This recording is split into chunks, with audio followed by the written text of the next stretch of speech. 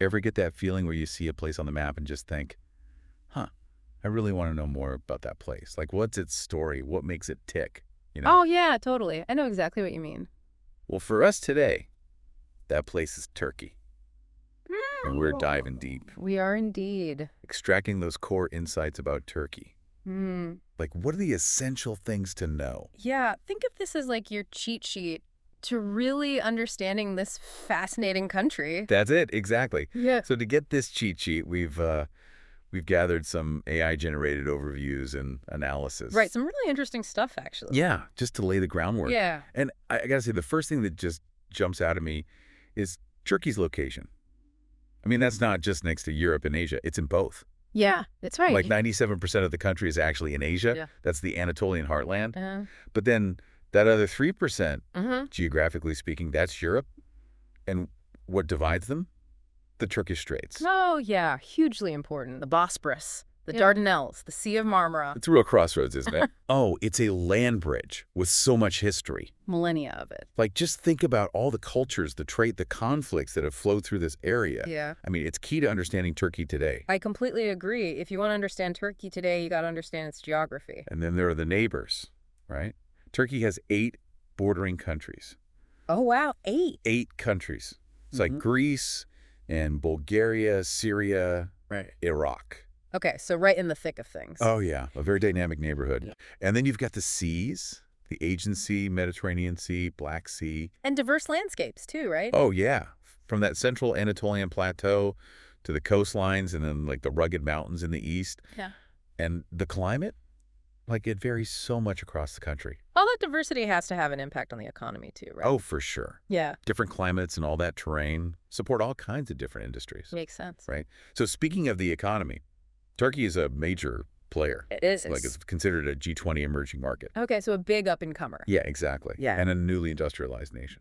Meaning? Meaning it's moved away from mainly agriculture to more manufacturing. Gotcha. And the GDP is something like $1 trillion, Yeah. which is pretty significant. So what are the economic engines driving that?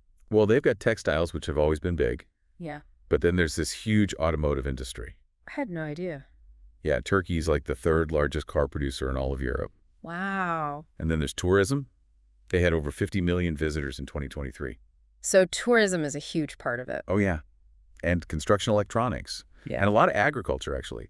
They're actually a top exporter of hazelnuts and figs globally. I did not know that. Yeah, it's pretty diverse, right? It is. But like every country, they've got challenges too. Oh, for sure. Like our sources mention some pretty serious economic headwinds, like high inflation. Uh-huh. It's been between like 38 and 47%. Oof, that's rough. And a big devaluation of their currency, the Turkish lira. Yeah. It's lost like 80% of its value since 2018. So that devaluation plus all that external debt Right, almost $500 billion.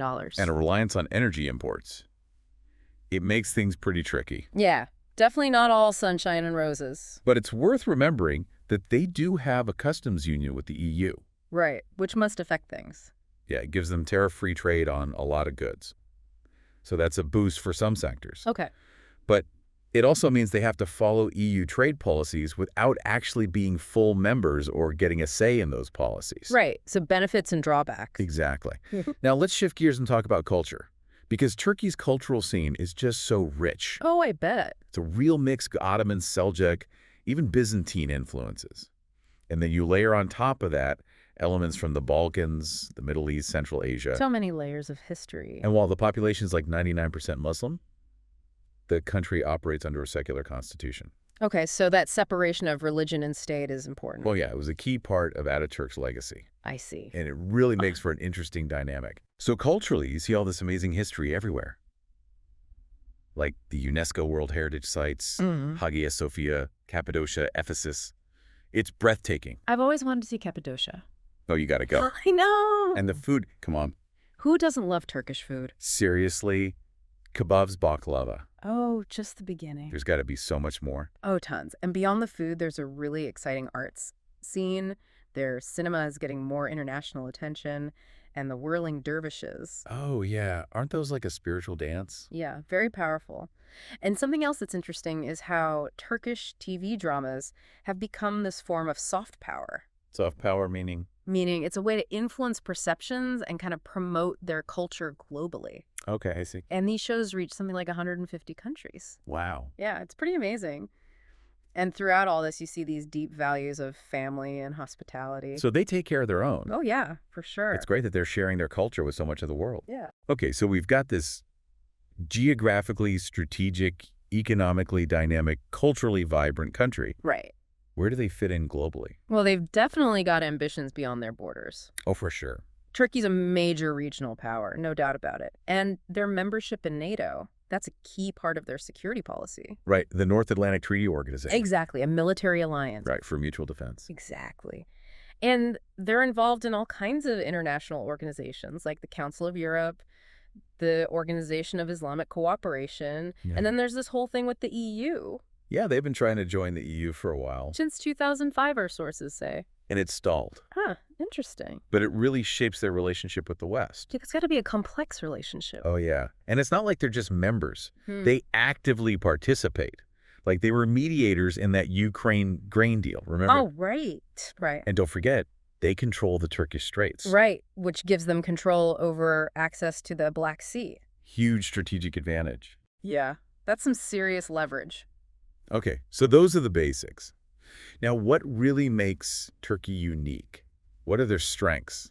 What sets them apart? Well, that whole geopolitical crossroads thing, it's even more important when you think about their control over trade and energy routes. Yeah. Like the Bosporus Strait, that's a major choke point. And then there's the TANAP gas pipeline, which brings natural gas from Azerbaijan through Turkey to Europe. So they're right in the middle of everything. They are, Yeah. and that lets them balance their relationships with all these different powers, NATO, Russia, the Middle East. It's tricky, but it gives them a lot of influence. Yeah, they're always playing this balancing act. It seems like it. And then there's their economy. Right? Yeah. It's pretty dynamic. And that's partly because of their young population. Oh, yeah, they've got a lot of young people. Their median age is only like 32, 33, which is way younger than a lot of European countries. Interesting. And that fuels a lot of growth, especially in tech and startups. Like there's this company called Getir. It's a delivery app, and it's doing really well. Okay, so they're embracing technology. Oh, yeah. And they're a major supplier for European automakers. Their tourism industry is booming. Places like Antalya and Cappadocia are super popular. It sounds like they've got a lot going for them. They do. And culturally, there's this interesting trend called Neo-Ottomanism. Neo-Ottomanism. Yeah, it's kind of like a renewed interest in their Ottoman past. Huh. So they're looking back to their history. Exactly.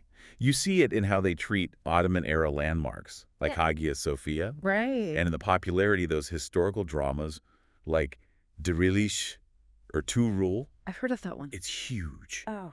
And Turkish cuisine is just beloved globally. Oh, yeah. Their food is amazing. Top ranked consistently. It's Yeah. incredible. So it's like they're rediscovering their roots and sharing them with the world. Exactly. And then there's their unique identity. They've got this secular government Ataturk's legacy, right? But they're also deeply rooted in Islamic traditions. It's a unique blend. It is. It's its own model for a Muslim-majority democracy. Very interesting. And it's not all about the past.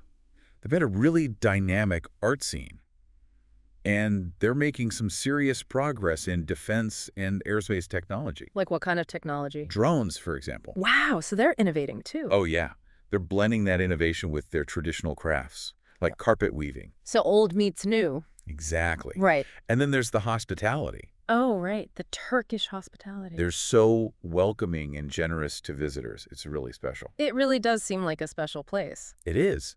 But like any country, they have their share of challenges. Right. And some of them are pretty serious, like there are concerns about democratic erosion. What do you mean by that? Well, there's less press freedom. Less freedom of the Yeah. press. How so? Well, they ranked 146th in the 2024 World Press Freedom Index. Oh, wow. That's pretty low. Yeah. And there are concerns about the independence of the judiciary and whether things are moving towards a more authoritarian style of government. So some worries about their political system. Definitely.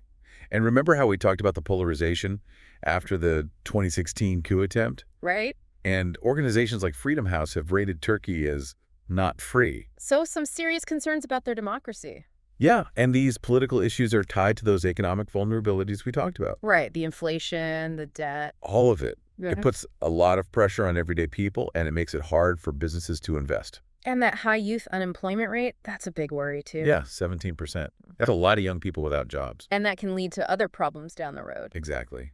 And then there's the Kurdish conflict. Oh, right. That's a long-standing issue. It is. Yeah. It involves the PKK, which Turkey considers a terrorist group. Right. And the situation with the Kurds in Syria, it's complicated, and there have been accusations of human rights abuses. And this affects their relationship with the EU, too. And it's a major sticking point. It's a really complex situation with no easy answers. Definitely. And their foreign policy is this constant balancing act. How so? Well, they're part of NATO.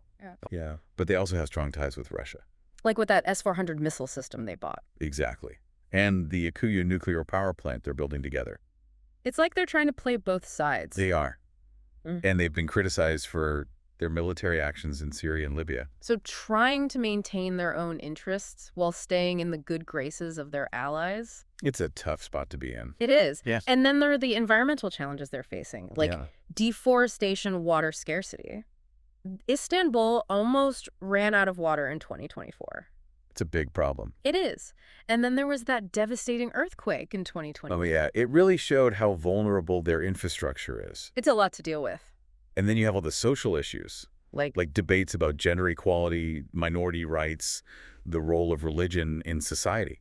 it's a lot for any country to grapple with. It is. And remember when Turkey withdrew from the Istanbul Convention? The one about violence against women? Yeah, that was controversial. It was. It really highlighted the tensions within their society. We've covered so much ground here. What do you think are the key things our listeners should really take away from this deep dive into Turkey? Well, I think the most important thing to understand is that Turkey is a country shaped by its unique geography. By being this bridge between East and West. That bridge idea keeps coming up. It does. It's central to who they are. And they have this incredible mix of historical depth and modern dynamism. But they're also facing some very real internal and external challenges. And they're in a really key geopolitical location. Absolutely. So it's not just about their own country. Their decisions have ripple effects across the region and beyond. Exactly. And that's what makes Turkey so fascinating to study. And it's why it's so important to understand this country in today's world. It's a lot to think about. Thanks for joining us for this deep dive. My pleasure. And for you listening, we want to leave you with something to ponder.